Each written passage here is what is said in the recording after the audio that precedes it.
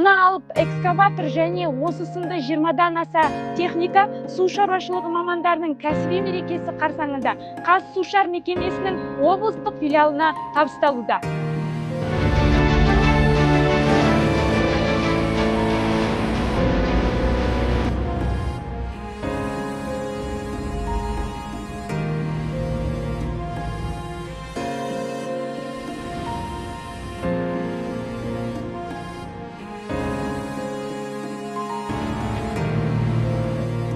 Бүгін біздің мерекемізге орай министрліктен су жаңа автокөлік беріліп жатыр.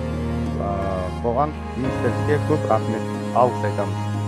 Бұдан бөлек аталған салада табанды түрде еңбек етіп келе жатқан қызметкерлерді су ресурстары және ирригация министрі Нұржан Нұржігітов арнайы марапаттауда.